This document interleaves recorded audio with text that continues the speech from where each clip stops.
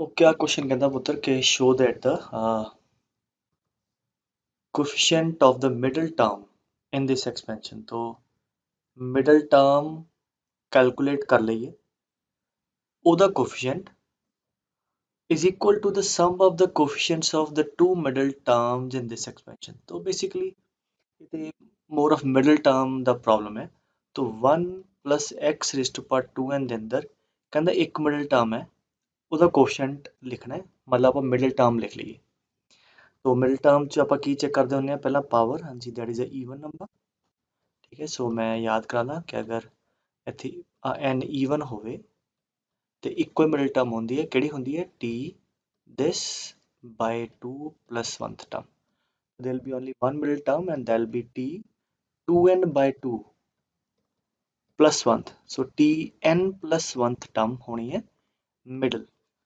तो हाँ जी ये टर्म लिख लो। हाँ जी टर्म किवें लिखते हैं, so T R plus one बचे तो आ साडा आर हो गया, that is N C R. ठीक है, तो ये बेसिकली कोएफिशिएंट वगैरह का प्रॉब्लम नहीं, सिंपल टर्म लिखने का क्वेश्चन है। सो एन सी आर, हाँ जी 1 की पावर 1 नहीं तो एक्स की पावर आर थोड़ा आ गया। ठीक है, हुण कहंदा जी show that the coefficient of the middle term, तो आ लिख ले मिडल टर्म, एक्स की पावर एन छड़ के आ हो गया ਉਹਦਾ कोएफिशिएंट। तो दिस इज द कोएफिशिएंट पहला। ठीक है, वो कहंदा आ वाला coefficient in this is equal to, coefficient लिख लिए किहदे बराबर है जी, कहंदा ए लिख लिया, is equal to the sum of the coefficient of two middle term in this। ਹੁਣ ਇਹਦੇ ਚ ਆ ਜਾ 1 plus x raised to power 2n minus 1। so 2n is a even number, 2n minus 1 is a odd number। ठीक है, तो एक बार फिर याद करना 1 plus x raised to power let's say n अगर odd ਹੋਵੇ ਤੇ ਦੋ ਮਿਡਲ ਟਰਮ ਹੋਣੀਆਂ ਕਿਹੜੀਆਂ tn plus 1 by 2th and tn plus 3 by 2th n ਆਇਆ। ठीक है, तो पहला तो आप मिडल टर्म्स देखिए किहड़ियां, so this is your total capital N, there will be two middle term tn plus 1 by 2th and tn plus 3 by। सो आ थोड़े को आ गया tnth टर्म है ना, आ कटिया गया एंड ऑब्वियसली आ n plus 1 आ जाएगा बिल्कुल very next term, that is 2n plus 2 by 2 tn plus 1 term. ठीक है, तो फिलहाल तो आप सिर्फ ये जज किया कि ਕਿਹੜੀਆਂ ਦੋ ਮਿਡਲ ਟਰਮ ਹੋਣੀਆਂ, ਇੱਕ ਆ tnth ਟਰਮ ਤੇ ਇੱਕ tn plus 1th ਟਰਮ। ਠੀਕ ਹੈ, therefore the middle terms are nth and n plus 1th term. ਹੁਣ ਕੀ ਕਹਿੰਦਾ ਜੀ, ਇਹਨਾਂ ਦੋਨਾਂ ਟਰਮਸ ਨੂੰ ਲਿਖੋ ਤੇ ਉਹਦੇ ਕੋਐਫੀਸ਼ੀਐਂਟ ਲੱਭੋ। ਹਾਂਜੀ ਪਹਿਲਾਂ tnth ਟਰਮ ਲਿਖੀਏ, so now let us write down tnth। ਹਾਂਜੀ ਇਹਦੇ ਲਿਖ ਦਾਂਗੇ, ਕੁਝ ਕਰਾਂਗੇ ਮੈਨੀਪੂਲੇਸ਼ਨ, ਬਿਲਕੁਲ ਕਰਾਂਗੇ +1 -1। ठीक है, एन ते पिया ही सीगा, इच -1 +1 करता बिकॉज आप टी आर +1 लिख देंगे, आ थोड़ा आर आ गया। ठीक है, so that is equal to N C R, N आया पुत्र थोड़ा। ठीक है, 2n - 1 सी दिस 1 की पावर जो भी 1 नहीं आ जाएगा, एक्स की पावर आ तुसी टर्म लिख ली कि nth टर्म च एक्स नूं छड्ड के आ गया दा कोएफिशिएंट। ठीक है, this is the coefficient of one of the middle term. ਇਹਦੀਆਂ ਦੋ ਮਿਡਲ ਟਰਮ ਹੈ, ਪਹਿਲੀ ਹਲੇ ਲਿਖੀ ਉਹਦਾ ਕੋਐਫੀਸ਼ੀਐਂਟ, ਹੁਣ ਦੂਜੀ ਆ ਲਿਖੋ। ਠੀਕ ਹੈ, ਸੋ ਸੈਕੰਡ ਹੈ tn plus 1th, ਉਹਦੇ ਤੇ ਕੁਝ ਮੈਨੀਪੂਲੇਸ਼ਨ ਕਰਨ ਦੀ ਲੋੜ ਨਹੀਂ, ਆਹੀ ਸਾਡਾ r ਹੈ। So that is ncr 2n - 1 cn x raised to power n। So therefore ਇਹਦੇ ਅੰਦਰ ਆ ਤੁਹਾਡਾ ਕੋਐਫੀਸ਼ੀਐਂਟ ਆ ਗਿਆ। ਸੋ ਜੇ ਇੱਥੇ ਤੱਕ ਆਂਦੇ ਆਂਦੇ ਭੁੱਲ ਗਿਆ ਹੋਵੇ ਕੀ ਚੱਲ ਰਿਹਾ, तो ਇਸ ਸੀਰੀਜ਼ ਦੀਆਂ ਕਿਉਂਕਿ n ਆਡ ਹੈ, ਇਹਦੀਆਂ ਦੋ ਮਿਡਲ ਟਰਮ ਹੈ, ਆ ਦੋਨੋਂ ਮਿਡਲ ਟਰਮ ਲਿਖੀਆਂ ਤੇ ਆ ਉਹਨਾਂ ਦੋਨਾਂ ਦੇ ਕੋਐਫੀਸ਼ੀਐਂਟ ਲਿਖੇ। ਹੁਣ ਕੁਐਸਚਨ 'ਚ ਕੀ ਕਹਿੰਦਾ ਕਿ show that the coefficient of the middle term in first, ਜਿਹੜਾ ਕਿ ਅਸੀਂ ਆਹ ਨੰਬਰ ਕੈਲਕੂਲੇਟ ਕੀਤਾ, ਇਹ ਸ਼ੋ ਕਰਨਾ ਹੈ ਕਿਹਦੇ ਬਰਾਬਰ ਹੈ, some of these to coefficient ਇਹਦੇ 'ਚ। तो we need to prove that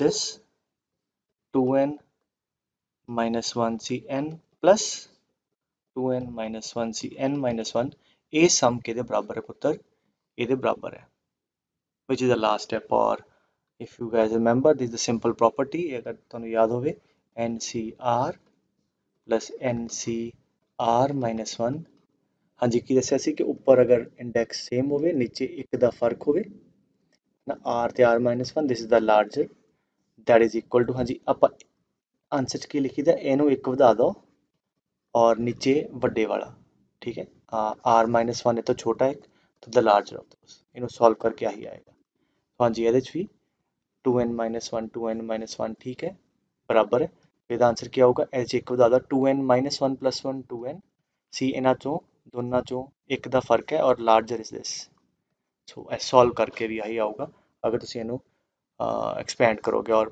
this is a known property just mentioning that sidewise के we know that करके ठीक है क्लियर है तो आ थोड़ा एरिया तो क्वेश्चन नेक्स्ट चलते हैं अच्छा इस क्वेश्चन च पुत्र एक चीज़ की गल कर रहा है कहता the ratio of the fifth term from beginning and fifth term from and ਅੱਛਾ ਜਿਹੜਾ ਹਲੇ ਤੱਕ ਆਪਾਂ ਲਿਖਦੇ ਆ ਨਾ ਜਿਵੇਂ ਮੰਨ ਲਓ ਕਿਵੇਂ ਚੌਥੀ ਟਰਮ ਲਿਖਣੀ ਹੈ ਤਾਂ ਓਬਵੀਅਸਲੀ ਉਹ ਆਪਾਂ ਚੌਥੀ ਟਰਮ ਲਿਖਦੇ ਆ ਕਿਤੋਂ ਪੁੱਤਰ ਬਿਗਿਨਿੰਗ ਤੋਂ ਠੀਕ ਹੈ ਸਟਾਰਟਿੰਗ ਤੋਂ ਅਗਰ ਗਿਣਤੀ ਸ਼ੁਰੂ ਕਰੀਏ ਪਹਿਲੀ ਦੂਜੀ ਤੀਜੀ ਚੌਥੀ ਐਂਡ ਸੋ ਔਨ ਤਾਂ ਇਹ ਹੁੰਦਾ ਫੋਰਥ ਟਰਮ ਫਰੋਮ ਬਿਗਿਨਿੰਗ ਜੋ ਅਸੀਂ ਲਿਖਦੇ ਸੀ ਇਦਾਂ ਕਰਕੇ T4 equal to T3 + 1 equal to NC3 and A ਦੀ ਪਾਵਰ ਐਂਡ ਸੋ ਔਨ ਇਹ ਤਰੀਕਾ ਹੁੰਦਾ ਹੈ ਲਿਖਣ ਦਾ ਕੋਈ ਵੀ ਟਰਮ ਬਿਗਿਨਿੰਗ ਤੋਂ ਜਿਹੜਾ ਅਸੀਂ ਮੈਥਡ ਸਿੱਖਿਆ तो बट ये च गल कर रहा है कि कोई सम टर्म फ्रॉम एंड तो अगर मैं ਤੁਹਾਨੂੰ ਕਹਾਂ ਕਿ ਜਿੱਦਾਂ ਸਪੋਜ਼ ਕਰੋ ਇੱਕ minute let me just write down ਫਿਊ terms ਮੰਨ ਲਓ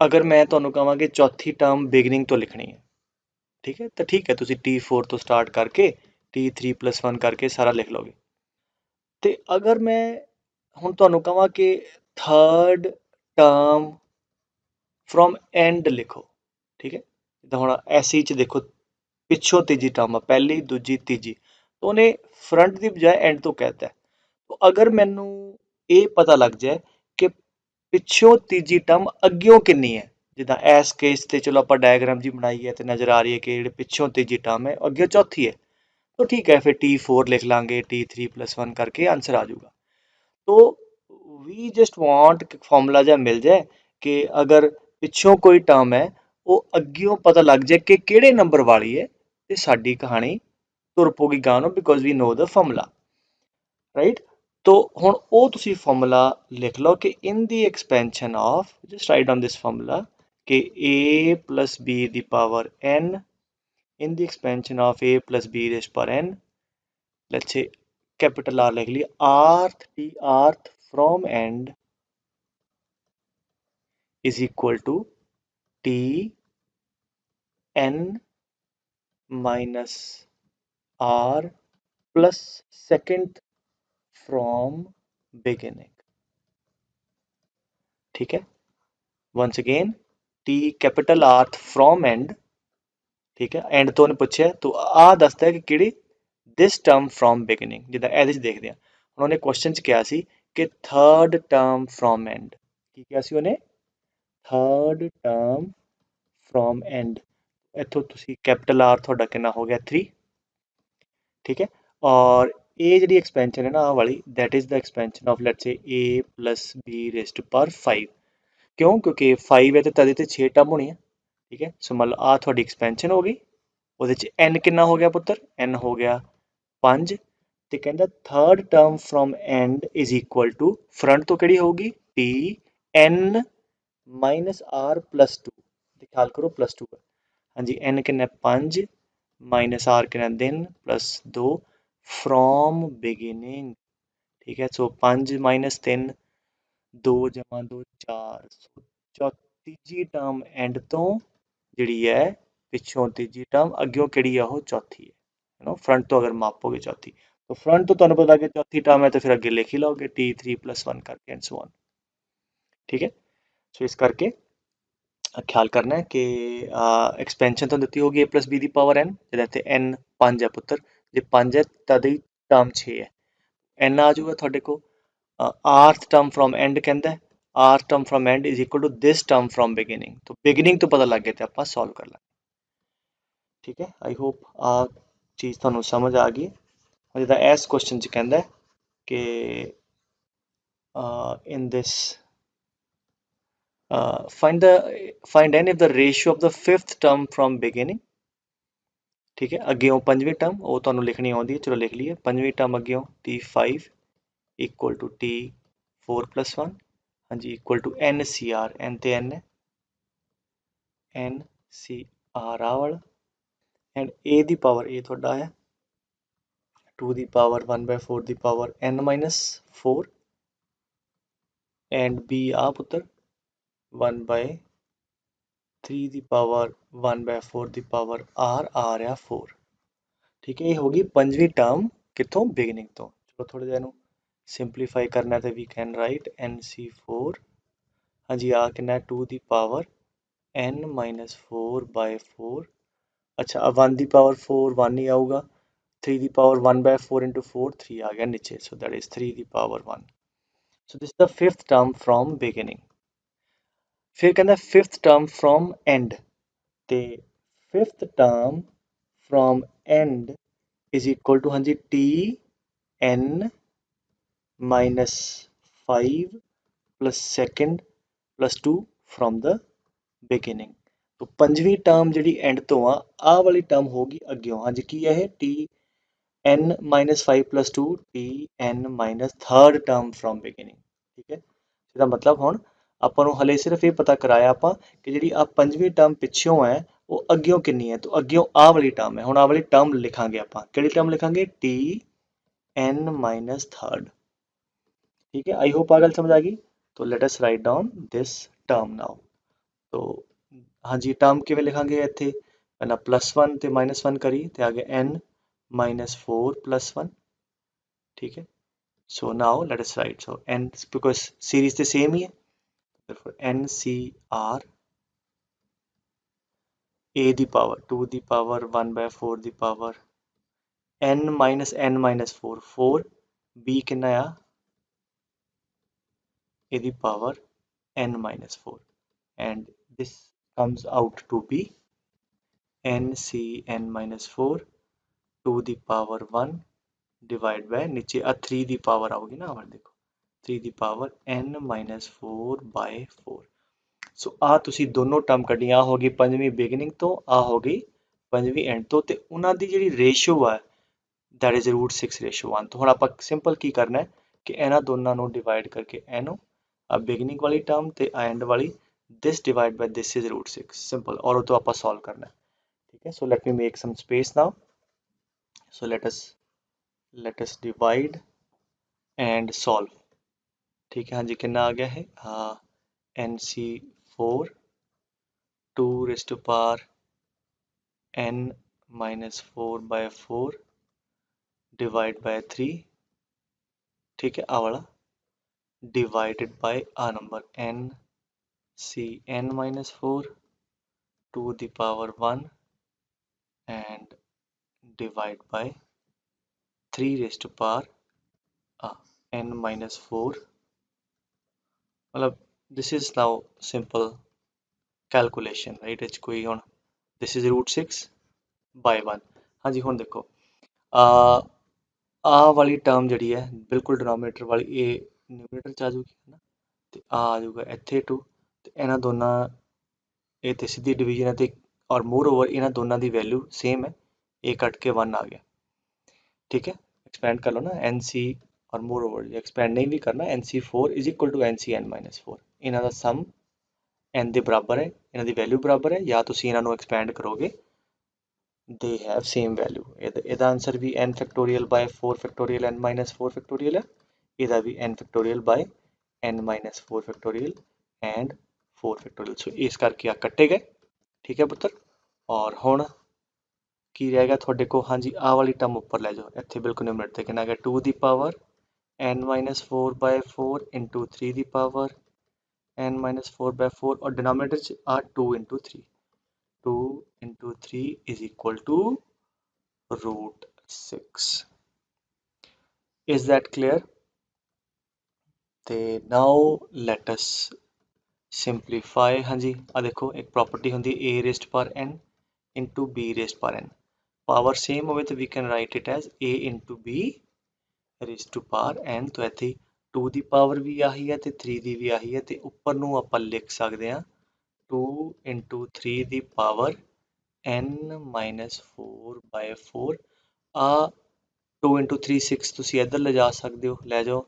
ਸੋ 6 ਦੀ power 1/2 into 6 the power 1, so we have 6 raised to power n minus 4/4 and a base same है, power add कर दो 6 raised to power 3/2। now base बेटे दोनों same आ, ਇਹਦਾ ਮਤਲਬ ਜਿਹੜੇ ਪਾਵਰਸ ਆ ਇਹ ਵੀ ਆਪਸ ਚ ਇਕੁਅਲ ਹੋਣੀ ਆ। ਸੋ n minus 4/4 equal to 3/2, so therefore 6n is equal to 10। ठीक है, आ ਤੁਹਾਡਾ आंसर आ गया। Is that clear? So that was a good question though, because ਦੋ ਤਿੰਨ ਚੀਜ਼ਾਂ ਉਹਨੇ ਪੁੱਛ ਲਈਆਂ। ਇੱਕ ਤੇ ਲਾਸਟ ਤੋਂ ਕਿਹੜੀ ਟਰਮ ਹੈ ਉਹ ਕੈਲਕੂਲੇਟ ਕਰ ਲਈ, ਫਿਰ ਤੁਸੀਂ ਟਰਮ ਕੈਲਕੂਲੇਟ ਕਰ ਲਈ, ਟਰਮ ਕੈਲਕੂਲੇਟ ਕਰਕੇ ਦੈਨ ਉਹਨਾਂ ਦੀ ਰੇਸ਼ੀਓ ਕੱਢ ਕੇ then you calculated the value of n। ठीक है, that was all calculation। ठीक है, so question कहता है the sum of the coefficient of the first 3 terms in this expansion, sum ਕਿਹਦਾ coefficient ਦਾ ਪਹਿਲੀਆਂ 3 ਟਰਮ ਦੇ ਉਹ ਕਿਹਦੇ ਬਰਾਬਰ ਹੈ is equal to this। ਸੋ ਇਹਦਾ ਮਤਲਬ ਹੋ ਗਿਆ ਕਿ ਪਹਿਲੀਆਂ 3 ਟਰਮ ਲਿਖੀਏ, ਉਹਦੇ ਕੋਫੀਸ਼ੀਐਂਟ ਦਾ ਸਮ ਇਹਦੇ ਬਰਾਬਰ ਇਕੁਏਟ ਕਰੀਏ, ਔਰ ਉਤੋਂ ਜੋ ਮੈਨੂੰ ਨਜ਼ਰ ਆ ਰਿਹਾ ਉਤੋਂ ਤੁਹਾਡੇ ਕੋਲ ਆਹ ਵਾਲੀ ਵੈਲਿਊ ਆਏਗੀ। let us start doing it। तो ਪਹਿਲੀਆਂ 3 term t1 that is t0 plus 1 that is mc0 है ना, x a है ਤੇ b है, x the power m minus 0 and minus 3 by x square the power 0। so this is the first term and something raised per 0 ਤੇ 1 आ जाना, so mc0 is 1 basically, x raised per m।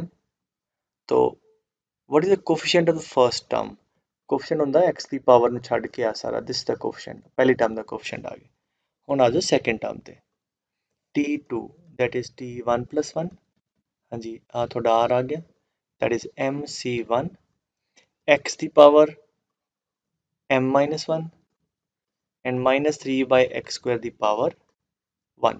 let us simplify, mc1 is basically m, ठीक है, and x the power m minus 1 minus 3 the power 1 minus 3 है ना, and नीचे एक ना आ गया x square, तो सीधा लिख लो इन्हों, that is minus 3m minus 3 times m and x the power m minus 3।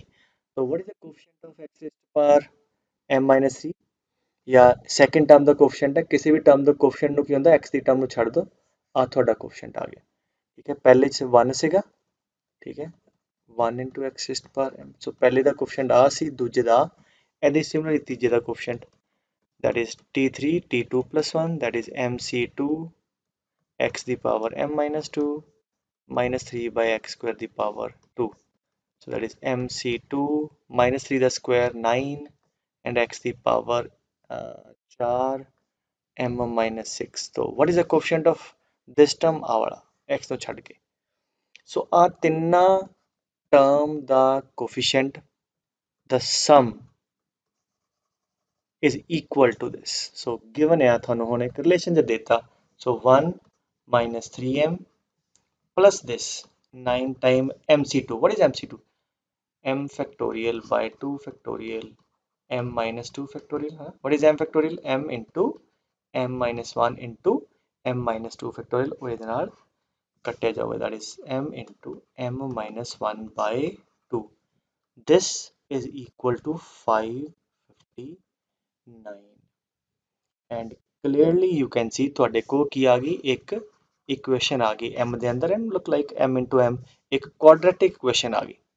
ਠੀਕ ਹੈ, ਹੁਣ ਇਹ ਤੁਸੀਂ ਸੋਲਵ ਕਰੋ, ਕੁਆਡਰੇਟਿਕ ਇਕੁਏਸ਼ਨ ਨੂੰ ਸੋਲਵ ਕਰਿਓ, m ਦੀਆਂ ਦੋ ਵੈਲਿਊ ਆਣੀਆਂ, ਉਹਨਾਂ ਚੋਂ ਉਹ m ਰੱਖ ਲਿਓ ਜਿਹੜਾ ਪੋਜ਼ਿਟਿਵ ਨੰਬਰ ਆ, ਪੋਜ਼ਿਟਿਵ ਇੰਟੀਜਰ ਆ, ਮੋਰਓਵਰ ਜਾਂ ਨੈਚੁਰਲ ਨੰਬਰ ਕਹਿ ਲਓ। ਲੁਕਸ ਲਾਈਕ ਇੱਕ m ਦੀ ਵੈਲਿਊ ਕੋਈ ਨੈਗੇਟਿਵ ਆ ਜਾਏਗੀ ਜਾਂ ਫ੍ਰੈਕਸ਼ਨ ਆ ਜਾਏਗੀ, ਉਹ ਛੱਡ ਦਿਓ, m ਨੈਚੁਰਲ ਨੰਬਰ ਲੈ ਲਿਓ, ਤੁਹਾਡੇ ਕੋਲ ਇੱਥੋਂ m ਦੀ ਵੈਲਿਊ ਆ ਗਈ, ਦੈਟ ਇਜ਼ ਦਾ ਆਂਸਰ। ਠੀਕ ਹੈ, ਕੁਐਸਚਨ ਬਣਨੀ ਸੀ, ਗੱਲ ਖਤਮ। तो m आ गया, ਹੁਣ ਫਿਰ ਕਹਿੰਦਾ find the term in this expression containing x cube। जो ਤੁਹਾਡੇ ਕੋਲ m ਆ ਗਿਆ ਨਾ, ਮੰਨ ਲਓ m ਦੀ ਕੋਈ ਵੈਲਿਊ ਆ ਗਈ ਫॉर एग्जांपल 10, ਠੀਕ ਹੈ, I don't know what it is going to be that you can calculate। तो जब m आ गया फिर ਉਹਦੇ ਟਰਮ ਕੰਟੇਨਿੰਗ x ਕਿਊਬ ਕੱਢ ਲਿਓ। ਸੋ ਟਰਮ ਕੰਟੇਨਿੰਗ x ਕਿਊਬ ਲਈ ਕੀ ਕਰੀਦਾ ਹੁੰਦਾ, ਉਹਦੀ ਹਾਂਜੀ ਜਨਰਲ ਟਰਮ ਲਿਖੀ ਦੀ ਹੈ। ਜਨਰਲ ਟਰਮ ਲਿਖੋ, ਸਿੰਪਲੀਫਾਈ ਕਰਕੇ x ਦੀ ਜੋ ਵੀ ਪਾਵਰ ਹੈ ਉਹਨੂੰ 3 ਨਾਲ ਇਕੁਏਟ ਕਰ ਦਿਓ, ਠੀਕ ਹੈ। So that you can do easily. ਉਹ ਕਹਿੰਦਾ ਕਿ if the coefficient of a raised power r minus 1, a raised power r and a raised power r plus 1, तो ठीक है ਇਹਦੇ ਚ ਕੋਫੀਸ਼ੀਐਂਟ ਚਾਹੀਦੇ ਆ ਇਹਨਾਂ ਤਿੰਨਾਂ ਟਰਮ ਦੇ, ਉਹ ਤਿੰਨੇ ਕੋਫੀਸ਼ੀਐਂਟ ਕਿਹ ਚ ਹੈ, AP ਚ, ਤੇ ਆ ਪ੍ਰੂਵ ਕਰਨਾ ਹੈ। तो ਪਹਿਲਾ ਕੰਮ ਕਰੀਏ, ਇਹਨਾਂ ਦੇ ਕੋਫੀਸ਼ੀਐਂਟ ਲੱਭੀ। तो ਕੋਫੀਸ਼ੀਐਂਟ ਲੱਭਣ ਲਈ ਕੀ ਹੈ, ਇਹ ਜਨਰਲ ਟਰਮ ਲਿਖੋ। ਸੋ T r plus 1, now why I have taken t capital R, because question small r already given है, तो confusion ना होवे, is equal to n c r, 1 the power ਤੇ 1 ਹੀ ਆਊਗੀ, a ਦੀ ਪਾਵਰ r, ਠੀਕ ਹੈ। ਤੁਸੀਂ a ਦੀ ਪਾਵਰ ਕਰਕੇ ਲਿਖ ਲਿਆ। ਹੁਣ ਕੋਫੀਸ਼ੀਐਂਟ ਚਾਹੀਦਾ ਪਹਿਲਾ ਕਿਹਦਾ e raised power this number ਆ ਵਾਲਾ। so therefore for the coefficient of e raised power r minus 1, ਹਾਂਜੀ ਆ ਜਿਹੜਾ ਕੈਪੀਟਲ ਆ ਰਿਹਾ ਕਿਹਦੇ ਬਰਾਬਰ ਹੋਵੇ ਬੇਟੇ, r minus 1 ਦੇ ਬਰਾਬਰ। ਸਮਝ ਆ ਰਹੀ ਗੱਲ, बिकॉज a ਦੀ ਪਾਵਰ ਆ ਚਾਹੀਦੀ ਹੈ। तो this thing is equal to r minus 1, तो ਜਿੱਥੇ ਜਿੱਥੇ r ਹੈ ਉੱਥੇ ਉੱਥੇ ਕੀ ਰੱਖ ਦਿਓ, r minus 1। तो ਕੋਫੀਸ਼ੀਐਂਟ ਕਿੰਨਾ ਆ ਗਿਆ, n c r minus 1, और ऑब्वियसली ਇੱਥੇ ਆ ਜਾਊਗਾ a ਦੀ ਪਾਵਰ r minus 1, ਬਟ ਅਸੀਂ ਤੇ ਪੁੱਤਰ ਕਿਚ ਇੰਟਰਸਟਿਡ ਹੈ, a raised पर r minus 1 ਦੇ ਕੋਫੀਸ਼ੀਐਂਟ, ਤੇ ਕੋਫੀਸ਼ੀਐਂਟ ਸਾਡਾ ਆਹੀ ਆ ਜਾਊਗਾ, ਠੀਕ ਹੈ। So coefficient will be this every time, ਕਿਸੇ ਵੀ a ਦੀ ਪਾਵਰ ਦਾ ਚਾਹੀਦਾ ਹੈ। तो पहले केस च कोफिशिएंट आ गया NCR माइनस 1, ठीक है। अच्छा सैकेंड सिमिलरली a रेस्ट पर r ਦਾ कोफिशिएंट, ਉਹਦੇ ਚ ਕਿੰਨਾ ਹੋਊਗਾ, ਸਿੰਪਲੀ ਆਹ r ਆ ਜਾਊਗਾ, ਠੀਕ ਹੈ। ਇੱਥੇ ਹੀ r ਆ ਜਾਊਗਾ, ਤੇ ਉਹਦੇ ਚ ਕੋਫੀशिएंट ਆ ਗਿਆ NCR, ਐਂਡ ਤੀਜੇ ਚ ਕਿੰਨਾ ਆਊਗਾ, ਇਹ r plus 1, that will be NCR plus 1। तो सब्जेक्टिव चाहो तो ਤੁਸੀਂ ਥੋੜਾ ਜਿਹਾ ਐਲੈਬੋਰੇਟ ਕਰਕੇ ਲਿਖ ਸਕਦੇ ਹੋ, therefore the coefficient of these three terms are correspondingly these। ਹੁਣ ਉਹ ਕੀ ਕਹਿ ਰਿਹਾ ਹੈ, these three coefficients are in AP, ठीक है। ਹੁਣ मतलब बेसिकली ਬਨੋਮੀਅਲ ਥਿਓਰਮ ਦਾ ਜਿਹੜਾ ਕੋਫੀਸ਼ੀਐਂਟਸ ਵਾਲਾ ਪਾਰਟ ਸੀਗਾ ਉਹ ਖਤਮ ਹੋ ਗਿਆ, ਹੁਣ ਕੈਲਕੂਲੇਸ਼ਨ ਵਾਲਾ ਪਾर्ट है। ਹੁਣ AP ਦਾ मतलब हो गया कि 2 टाइम दिस, ठीक है, twice we can say 2 times NCR is equal to this plus this, NCR plus 1 plus NCR minus 1। This question has also been asked many times in your competition exam। और आ ਜਿਹੜਾ ਮੈਂ ਪਰਮੂਟੇਸ਼ਨ combination lecture 1 ਬਾਰ-ਬਾਰ mention ਕਰ ਰਿਹਾ, ਉਹਦੇ ਚ ਮੈਂ ਆ ਸੋਲਵ ਵੀ ਕੀਤਾ ਸੀ। ਮੈਂ ਫਾਰਮੂਲਾ ਦੱਸਿਆ ਸੀ ਕਿ ਅਗਰ ਇਦਾਂ ਦਾ ਕੁਝ ਹੋਵੇ NCR ਬਾਈ NCR ਮਾਈਨਸ 1, ਉੱਪਰ ਦੋਨੋਂ ਸੇਮ ਹੋਣ, ਠੀਕ ਹੈ, ਨੀਚੇ ਵਾਲਿਆਂ ਚ ਕੰਜੂਗੇਟਿਵ ਹੋਣ, ਇੱਕ ਦਾ ਫਰਕ ਹੋਵੇ, ਠੀਕ ਹੈ। ਆ ਵੱਡੇ ਵਾਲੇ ਨੂੰ ਮਾਰਕ ਕਰ ਲਓ, तो that will be equal to n minus r plus 1 by r। so the larger one is r, ठीक है, ਉਹਨੂੰ ਆ ਇਹਦੇ ਬਰਾਬਰ ਸੋਲਵ ਕਰਕੇ ਆਉਂਦਾ, otherwise you have to expand it time and again। तो ਹੁਣ ਇਸੇ ਚੀਜ਼ ਨੂੰ ਦਿਮਾਗ ਚ ਰੱਖਦੇ ਹੋਏ ਕੀ ਕਰੀਏ, ਇਹਦੇ ਨਾਲ ਡਿਵਾਈਡ ਕਰ ਦਿਓ ਦੋਨੋਂ ਪਾਸੇ, ਤੇ ਕਿੰਨਾ ਆ ਗਿਆ ਇੱਥੇ ਤੇ NCR plus 1 डिवाइड करा गया, कट जूगा, ਇੱਥੇ ਆ ਜਾਏਗਾ NCR minus 1 divide by NCR, ठीक है। नाउ लुक एट दिस, आ देखो ऊपर सेम आ r plus 1 ਤੇ r आ लार्जर हो गया, ठीक है, आ मार्क बड़े वाले ਨੂੰ मार्क कर लो, ठीक है। तो therefore ਇਹਦਾ ਆਨਸਰ, ਇਸ ਰੇਸ਼ੋ ਦਾ ਆਨਸਰ ਕਿੰਨਾ ਆਣਾ, n minus this ਤੁਹਾਡਾ ਜਿਹੜਾ ਵੀ r ਹੈ plus 1 by r, r ਦਾ ਮਤਲਬ r ਨਹੀਂ, r ਦਾ ਮਤਲਬ r ਨੰਬਰ ਹੈ ਜਿਹੜਾ, ਠੀਕ ਹੈ, ਵੱਡੇ ਵਾਲਾ। ਅੱਛਾ ਇਹਦੇ ਚ ਕੀ ਹੈ, r minus 1 ਤੇ r ਲਾਰਜਰ ਥੱਲੇ ਹੈ, ठीक है। तो इन्हों ਇਹਦਾ ਰੈਸੀਪ੍ਰੋਕਲ ਕਰਕੇ ਲਿਖ ਲਓ, n ਵੀ ਬਰਾਬਰ ਹੈ, तो ਇਹ ਹੋਗਾ n minus r plus 1 by r, ठीक है। तो ਆ ਰੇਸ਼ੋ ਤੁਹਾਡੀ ਇਹਦੇ ਬਰਾਬਰ ਆ ਗਈ। ਆਹੀ ਕੁਛ ਆਉਣਾ ਸੀ ਜੇ ਤੁਸੀਂ ਆ ਪਹਿਲਾਂ ਇਹਨੂੰ ਪੂਰਾ ਕਰਕੇ ਲਿਖਦੇ ਨਾ, n factorial by r plus 1 factorial and so on, ਸਾਰਾ ਕਰਕੇ ਵੀ ਆਹੀ ਆਉਣਾ ਸੀ। ਇਸ ਕਰਕੇ ਆੜੀ ਦੋ ਪ੍ਰਾਪਰਟੀਆਂ, ਇੱਕ ਤਾਂ ਪਲੱਸ ਵਾਲੀ, ਇੱਕ ਡਿਵਾਈਡ ਵਾਲੀ, ਇਹਨੂੰ ਯਾਦ ਰੱਖੋ, ਔਰ ਸਕੂਲ ਤੁਸੀਂ ਜਾਂ ਕਿਤੇ ਲਾਉਣੀ ਹੋਵੇ ਤੇ ਇਹਦੇ ਨਾਲ ਮੈਂਸ਼ਨ ਕਰਕੇ ਲਾ ਦਿਓ, ਠੀਕ ਹੈ। ਤੇ ਬਾਕੀ ਮਾਸਟਰ ਨੇ ਨੰਬਰ ਕੱਟਣੇ ਹੋਏ ਤੇ ਕੱਟ ਹੀ ਲੈਣੇ ਆ ਇਹਨੂੰ, ਉਹ ਤੇ ਫਿਰ ਬਹਾਨੇ ਹੁੰਦੇ ਹੀ ਆ, ਅਦਰਵਾਈਜ਼ ਸਟੈਂਡਰਡ ਆ property, you can apply, otherwise you have to solve objectively, ਤੇ ਯੂ ਮਸਟ ਰਿਮੈਂਬਰ ਇਟ। ਹੁਣ ਪੁੱਤਰ ਕੁਛ ਨਹੀਂ ਆ, ਤੇ ਇਹਨੂੰ ਐਲਸੀਐਮ ਲੈ ਲਓ, ਟੇਕ ਐਲਸੀਐਮ ਐਂਡ ਸੋਲਵ, ਤੁਹਾਡੇ ਕੋ ਆਹੀ ਰਿਲੇਸ਼ਨ ਆ ਜਾਏਗਾ ਵਾਲਾ, ਠੀਕ ਹੈ। You will see, you will get this relation, ਆ ਦੇਖੋ ਨਾ ਇਧਰ n into n ਸਕੁਆਇਰ, ਹੁਣ ਤਾਂ ਸਿਰਫ ਐਲਸੀਐਮ ਲੈ ਕੇ ਸੋਲਵ ਕਰ ਲਓ, ਠੀਕ ਹੈ। ਆਈ ਹੋਪ ਆ ਗੱਲ ਸਮਝ ਆ ਗਈ ਪੁੱਤਰ। ਤੇ ਓਕੇ, ਸਿਮਿਲਰਲੀ ਦੀਸ ਅਗੇਨ ਆ ਬੜੇ ਇੱਕੋ ਜਿਹੇ ਕੁਐਸਚਨ ਆ, ਜਿੱਦਾਂ ਮੈਂ ਜਿੱਦਾਂ ਆਹ ਕੁਐਸਚਨ 'ਚ ਤੁਹਾਨੂੰ ਦਿੱਤਾ ਹੈ, ਕਹਿੰਦਾ ਜੀ coefficient of r minus 1th term, rth term and r plus 1th term। ਇਹਨੇ ਤਿੰਨ ਟਰਮ ਦੇ ਕੋਫੀਸ਼ੀਐਂਟ ਪੁੱਛਿਆ, ਟਰਮ ਵੀ ਦਿੱਤੀਆਂ ਕਿਹੜੀਆਂ ਕਿਹੜੀਆਂ। ਉਹਨੇ ਦਿੱਤਾ ਜੀ ਐਸ ਰੇਸ਼ੋ 'ਚ ਲੱਭੋ। ਆਹ ਐਗਜ਼ਾਮਪਲ 'ਚ ਕਹਿੰਦਾ the coefficient of the three consecutive terms। ਚਲੋ 3 consecutive terms ਤੁਸੀਂ ਕੋਈ ਵੀ ਲੈ ਸਕਦੇ ਹੋ ਆਪਣੀ ਮਰਜ਼ੀ ਨਾਲ। ਤੁਸੀਂ ਲੈਣ ਨੂੰ ਲੈ ਸਕਦੇ ਹੋ ਕਿ rth ਲੈ ਲਓ, r plus 1th, r plus 2nd ਲੈ ਲਓ, ਠੀਕ ਹੈ। ਲੈਣ ਨੂੰ ਤੁਸੀਂ r plus 1, r plus 2, r plus 3 ਲੈ ਲਓ। ਲੈਣ ਨੂੰ ਤੁਸੀਂ r minus 1, r ਇੱਕ ਐਡ ਕੀਤਾ, ਫਿਰ r plus 1 ਲੈ ਲਓ।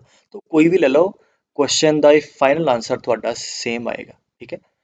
ਇਸ ਦਾ ਕਲੀਅਰ, n ਦੀ ਵੈਲਿਊ ਸੇਮ ਆਏਗੀ, r ਮਾਈਟ ਬੀ ਡਿਫਰੈਂਟ। ਜਿੱਦਾਂ ਹੁਣ ਐਸ ਮਤਲਬ ਟਰਮ ਹੋਈ ਦੂਜੀ, ਤੀਜੀ ਤੇ ਚੌਥੀ, ਤੇ ਇੱਥੇ r ਤੁਹਾਡਾ 2 ਆਉਣਾ ਚਾਹੀਦਾ, ਠੀਕ ਹੈ। ਇਸ ਕੇਸ 'ਚ ਅਗਰ ਤੁਸੀਂ ਆ ਲਿਆ ਸੀਕੁਐਂਸ, ਤਾਂ ਦੂਜੀ 2 ਜਮਾ 1 3 ਤੇ 4 ਆ ਜਾਏਗਾ। तो अगर तुम आह वाली अज्यूम की तो इस केस च आर की वैल्यू 1 आ जाएगी। सो दैट एक जमा 1 टर्म फैक्टोरियल दूजी, तीजी ते चौथी आ जाएगी। सो जब भी वो कवे 3 कंजैक्टिव टर्म लैनी है, तुहाडी मर्जी है, जोड़ा मर्जी चूज कर लो। चूज कर आ ले लो r minus 1 r r plus 1, लैन आ ले लो r plus 1 r plus 2 and so on, जिस तुसी कंफर्टेबल हो। तो बेसिकली ਇਹਦੇ 'ਚ ਉਹਨੇ ਟਰਮ ਤੁਹਾਨੂੰ ਦੇ ਹੀ ਦਿੱਤੀਆਂ, ਇਹਦੇ 'ਚ ਉਹਨੇ ਕਹਿਤਾ ਕਿ 3 ਕੰਜੈਕਟਿਵ ਹੈ। ਤੁਸੀਂ ਆਹ ਸਟੈਪ ਅਜ਼ਿਊਮ ਕਰੋਗੇ, ਤੁਸੀਂ ਐਗਜ਼ਾਮਪਲ 'ਚ ਕੀ ਅਜ਼ਿਊਮ ਕਰੋਗੇ ਕਿ let the 3 consecutive terms be rth, r plus 1 r plus 2 ਜਾਂ r minus 1 rth और r plus 1। तो ਇੱਕ ਤਰੀਕੇ ਨਾਲ ਦੋਨੋਂ ਕੁਐਸਚਨ ਇੱਕੋ ਹੀ ਤਰ੍ਹਾਂ ਦੇ ਆ। ਮੈਂ ਇੱਕ ਸੋਲਵ ਕਰ ਦਿੰਦਾ, ਦੂਜਾ ਆਟੋਮੈਟਿਕਲੀ ਸਿਮਿਲਰ ਹੈ। ਹਾਂਜੀ, ਹੁਣ ਇਹ 'ਚ ਕਹਿੰਦਾ ਦ ਕੋਫੀਸ਼ੀਐਂਟ ਆਫ ਦੀਜ਼ ਟਰਮਸ। तो ਇਹਦੇ 'ਚ ਖਿਆਲ ਨਾਲ ਦੇਖੋ, ਇਹਦੇ 'ਚ ਕਿਸੇ x ਦੀ ਪਾਵਰ ਦੇ ਕੋਫੀਸ਼ੀਐਂਟ ਨਹੀਂ ਪੁੱਛੇ, ਇਹਨੇ ਸਿੰਪਲ ਟਰਮ ਦੇਤੀ ਹੈ ਕਿ rth ਟਰਮ ਦਾ ਕੋਫੀਸ਼ੀਐਂਟ।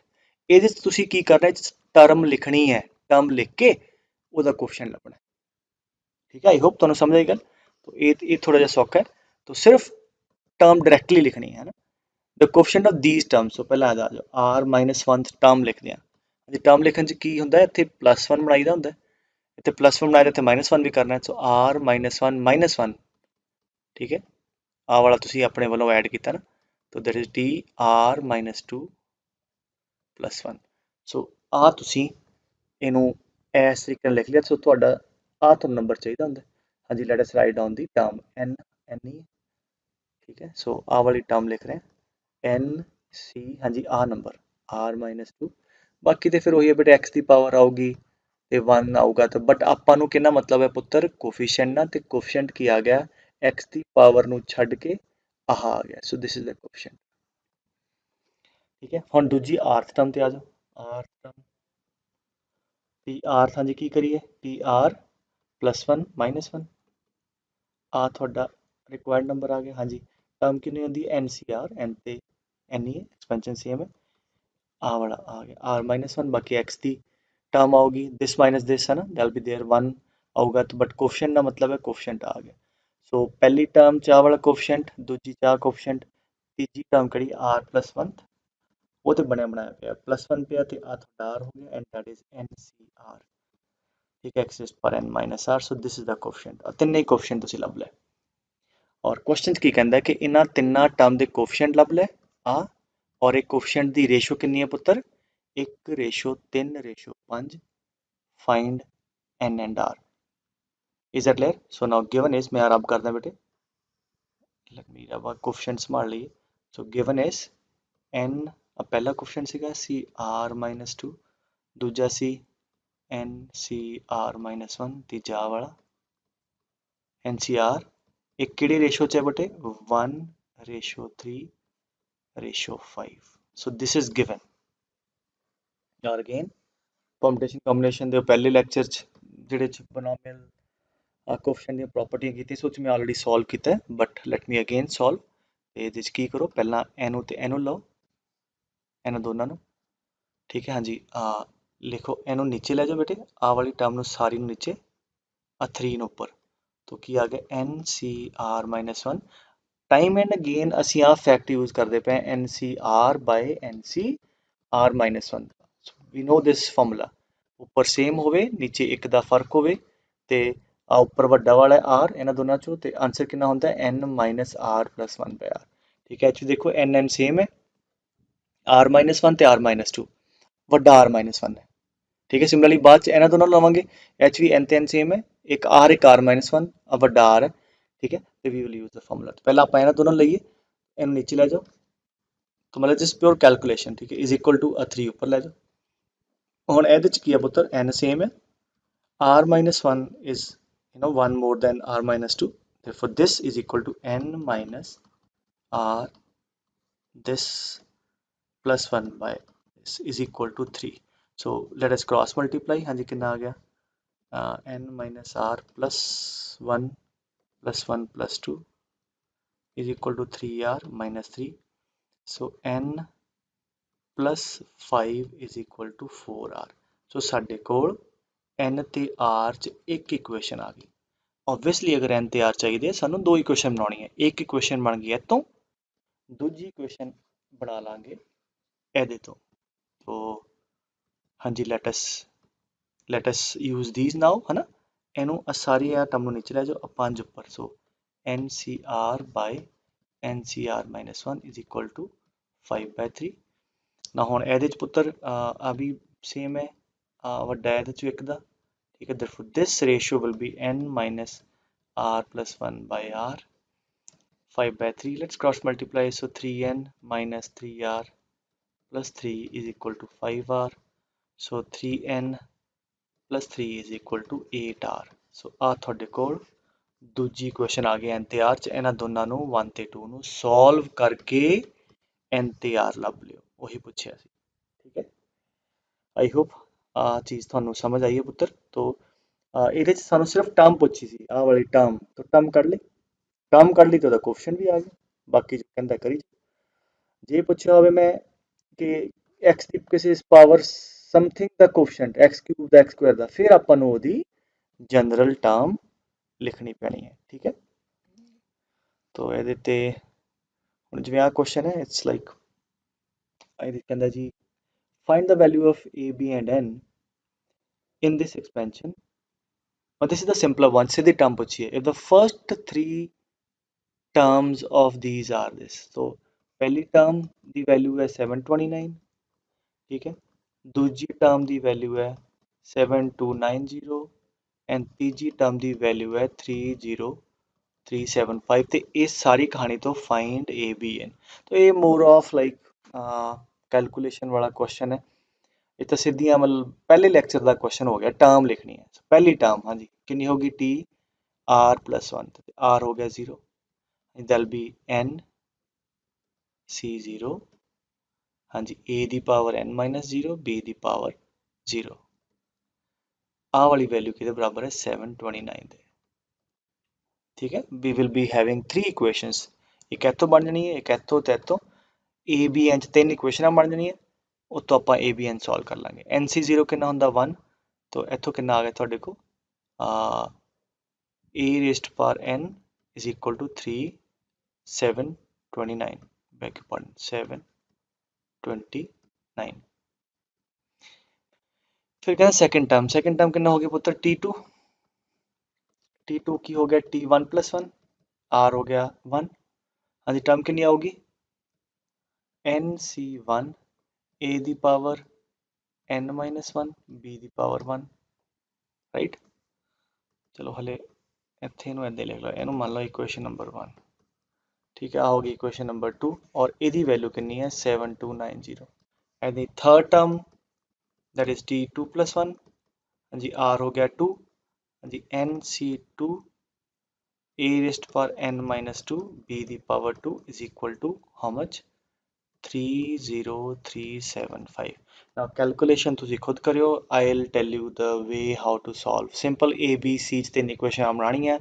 ਪਹਿਲੀ ਇਕੁਏਸ਼ਨ ਕਿੱਦਾਂ ਬਣਨੀ ਹੈ, ਦੇਖੋ ਲਾਈਕ ਆ ਦੇਖੋ, ਇਹਨਾਂ ਦੋਨਾਂ ਵੱਲ ਨਿਗਾਹ ਮਾਰੋ ਜਰਾ, ਆ NC0 ਇੱਥੇ NC1 ਤੇ ਤੀਜੀ ਚ ਕਿੰਨਾ ਹੈ ਬੇਟੇ, NC2। तो पहला काम करो 2 डिवाइड बाय 1, पहली इक्वेशन बनाओ, एनू दोनों एक ना डिवाइड करो, ठीक है। लेट अस डू की बनता है मैं तुम दसदा।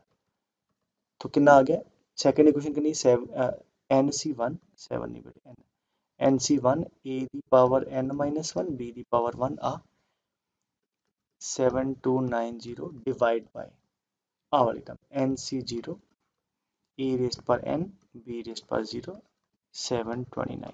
ਨਾਓ ਕੀ ਹੋਊਗਾ, ਇੱਥੋਂ ਦੇਖੋ a raised per n minus 1, a raised per n, ਤੇ ਕੱਟ ਕੇ ਨੀਚੇ a ਆ ਜਾਊਗਾ, ਠੀਕ ਹੈ। b ਦੀ ਪਾਵਰ 1, b ਦੀ ਪਾਵਰ 0 ਕੱਟ ਕੇ ਉੱਪਰ b ਆ ਗਿਆ, ਤਾਂ ਇੱਥੋਂ ਤੁਹਾਡੇ ਕੋਲ ਕੀ ਆ ਗਿਆ, b by a, and nc1 by nc0, though this is very simple because nc1 is simply n, nc0 is 1, a ਤਾਂ ਸਿੱਧਾ n ਹੀ ਆ ਗਿਆ। ਅਦਰਵਾਈਜ਼ ਜੇ ਇਹ ਰੇਸ਼ੋ ਫਾਰਮੂਲਾ ਵੱਡਾ ਹੁੰਦਾ ਤਾਂ ਉਹ ਤੁਸੀਂ ਜਿੱਦਾਂ ਮੈਂ ਪੜ੍ਹਾਈ ਹੈ NCR ਤੇ NCR -1 ਵਾਲਾ ਲਾ ਦਿੰਦੇ, ਬਟ ਦਿਸ ਇਜ਼ ਸਿੰਪਲ 1, ਤਾਂ ਆ ਤੁਹਾਡਾ ਆਨਸਰ n ਹੀ ਆ ਗਿਆ। ਹਾਂਜੀ, ਦੈਟ ਇਜ਼ ਇਕੁਅਲ ਟੂ 10। ਇੱਥੋਂ ਇਕੁਏਸ਼ਨ ਤੁਹਾਡੇ ਕੋਲ ਆ ਗਈ a। ਸੋ 2 ਡਿਵਾਈਡ ਬਾਈ 1 ਕਰਕੇ ਇੱਕ ਇਕੁਏਸ਼ਨ ਆ ਗਈ a, ਠੀਕ ਹੈ। ਐਂਡ ਉਹਦੇ ਬਾਅਦ 3 ਡਿਵਾਈਡ ਬਾਈ 2 ਕਰੋਗੇ, ਉੱਥੋਂ ਤੁਹਾਡੇ ਕੋਲ ਦੂਜੀ ਇਕੁਏਸ਼ਨ ਆਏਗੀ, ਠੀਕ ਹੈ। ਇਹਨੂੰ ਮੈਂ ਹੁਣ ਅਰੇਜ਼ ਕਰ ਦਿੰਦਾ, ਇਹਨੂੰ ਮੈਂ ਸੰਭਾਲ ਕੇ ਰੱਖ ਲਿਆ ਡਿਵਾਈਡ ਕਰਕੇ। So now what we are going to do, 3 divide 2, ਤੀਜੀ ਇਕੁਏਸ਼ਨ ਨੂੰ ਦੂਜੀ ਨਾਲ, ਤਾਂ ਕਿੰਨਾ ਆ ਗਿਆ, ਲੈਟ ਅਸ ਡੂ। ਇਹ ਤਾਂ ਥੋੜਾ ਜਿਹਾ ਮਤਲਬ ਨਾ ਕੈਲਕੂਲੇਸ਼ਨ ਹੈਗੀ ਹੈ, ਸੋ make sure you bear with me with that. So this is third equation, divide by second, that is nc1 and a raised per n minus 1, b the power 1, 30375 divide by this, you can simplify that and solve ਕਰ ਲਿਓ। ਹੁਣ ਇੱਧਰ ਇੱਥੇ b Square ਕੱਟ ਕੇ ਤੁਹਾਡੇ ਕੋਲ ਉੱਪਰ ਆ ਗਿਆ b, ਹਾਂਜੀ a ਦੀ ਪਾਵਰ n minus 2, a ਦੀ ਪਾਵਰ n minus 1, ਨੀਚੇ ਆ ਗਿਆ a, nc2 by nc1 ਕਿੰਨਾ ਹੋਊਗਾ, ਹਾਂਜੀ n minus 2 plus 1 by 2 है ना, n minus r हो गया ਵੱਡੇ ਵਾਲਾ, n minus r plus 1 by r, that is simply n plus 1 by 2, और ਇੱਥੇ ਕਿੰਨਾ b by a into b by a is equal to this number। so ਆ ਇਕੁਏਸ਼ਨ ਆ ਗਈ b by a and into n plus 1 by 2, ਠੀਕ ਹੈ। ਮੈਂ ਆਹੀ ਦੁਬਾਰਾ ਤੇ ਲਿਖ ਰਿਹਾ, is equal to this thing, ਇਹਨੂੰ ਸੋਲਵ ਪੁੱਤਰ ਕਰ ਲਿਓ। ਮੈਂ ਇਹਨੂੰ ਐ ਲਿਖਤਾ, this is the equation number b। ਹੁਣ ठीक है, आई होप हद तक समझ आ गया। पहला किया जो टर्म सीगियां टर्म्स देख लिया, फिर ਉਹਦੇ ਬਾਅਦ ਉਹ ਕਹਿੰਦਾ ਜੀ ए बी एन ਲੱਭਣੇ, ਉਹ ਲੱਭਣ ਦਾ ਤਰੀਕਾ ਦੱਸਿਆ ਪਹਿਲਾਂ। ਸੈਕਿੰਡ ਨੂੰ ਫਸਟ ਨਾਲ ਡਿਵਾਈਡ ਕਰ ਲਿਆ ਤੇ ਆ ਇਕੁਏਸ਼ਨ ਬਣ ਗਈ, ਫਿਰ ਥਰਡ ਨੂੰ ਸੈਕਿੰਡ ਨਾਲ ਕਰ ਲਿਆ ਤੇ ਆ ਬਣ ਗਈ। ਨਾਓ ਇੱਥੋਂ ਲੁਕਸ ਈਜ਼ੀ ਨਾਓ, ਬਿਕਾਜ਼ ਇੱਥੇ ਅਗਰ ਤੁਸੀਂ ਖਿਆਲ ਨਾਲ ਵੇਖੋ, ਇੱਥੇ b by a into n, b by a into this, तो अगर मैं ਇਹਨਾਂ ਨੂੰ ਡਿਵਾਈਡ ਕਰਦਾ ਹੁਣ ਫਿਰ ਤੋਂ a ਡਿਵਾਈਡ ਬਾਈ b, ਤੇ ਕੀ ਹੋਊਗਾ, b by a ਤੇ b by a ਕੱਟਿਆ ਜਾਊਗਾ, ਇੱਥੋਂ ਤੁਹਾਡੇ ਕੋਲ n ਆ ਜਾਊਗਾ। ਸੋ ਡਿਵਾਈਡ ਕਰਕੇ ਗੈਟ n, ਠੀਕ ਹੈ। Is that clear? ਸੋ ਜਦ ਤੁਸੀਂ n ਕੱਢ ਲਓਗੇ, ਅਗੇਨ ਮੈਂ ਕੈਲਕੂਲੇਸ਼ਨ ਨਹੀਂ ਕਰ ਰਿਹਾ, तो ਇਸ ਕਰਕੇ ਮੈਥਡ ਖਿਆਲ ਨਾਲ ਸਮਝ ਲਓ। ਤੁਹਾਡੇ ਕੋਲ ਡਿਵਾਈਡ ਕਰਕੇ ਜਦ ਡਿਵਾਈਡ ਕਰੋਗੇ 10 ਡਿਵਾਈਡ ਬਾਈ 10 ਸਿੰਪਲੀਫਾਈ ਹੋ ਜਾਊਗਾ, b ਬਾਏ ਕੱਟਿਆ ਜਾਊਗਾ, ਇਹ ਤੁਹਾਡੇ ਕੋਲ n ਆ ਗਿਆ। ਜਦ n ਆ ਗਿਆ, ਇੱਥੇ n ਰੱਖਿਆ, ਮੰਨ ਲਓ 5 ਆ ਗਿਆ n ਫॉर एग्जांपल, ਤੁਹਾਡੇ ਕੋਲ b ਬਾਈ a ਦੀ ਵੈਲਿਊ ਆ ਜਾਏਗੀ। So b is equal to something times a। So ਹੁਣ ਬਚਿਆ ਕੀ ਹੈ, n ਤੇ ਆ ਗਿਆ, ਹੁਣ b ਤੇ a ਚਾਹੀਦਾ। b a 'ਚ ਇੱਕ ਰਿਲੇਸ਼ਨ ਤੁਸੀਂ ਇੱਥੋਂ ਹੋਰ ਕੱਢ ਲਿਆ, ਇੱਕ ਆ ਵਾਲੀ ਜਿਹੜੀ ਪਹਿਲੀ ਇਕੁਏਸ਼ਨ ਹੈ, that is nc0 which is nothing but 1 into a raised to power n is equal to 729। ਇੱਥੋਂ ਤੁਸੀਂ ਆਲਰੇਡੀ n ਪੁੱਤਰ ਕੈਲਕੂਲੇਟ ਕਰ ਚੁੱਕੇ ਹੋ, ਠੀਕ ਹੈ। तो a raised to power ਆ ਵੀ ਪਤਾ ਹੈ ਤੇ ਆ ਵੀ ਪਤਾ ਹੈ, ਤੇ ਇੱਥੋਂ ਤੁਹਾਡੇ ਕੋਲ ਕਿੰਨਾ ਆ ਜਾਏਗਾ, a ਆ ਜਾਏਗਾ, ਠੀਕ ਹੈ। Is clear? तो a ਵੀ ਆ ਗਿਆ ਤੇ ਇੱਥੇ ਪੁੱਟ ਕਰਕੇ ਤੁਹਾਡੇ ਕੋਲ b ਆ ਜਾਊਗਾ, a b ਤੇ n ਆ ਜਾਊਗਾ। So that calculation you are going to do by yourself.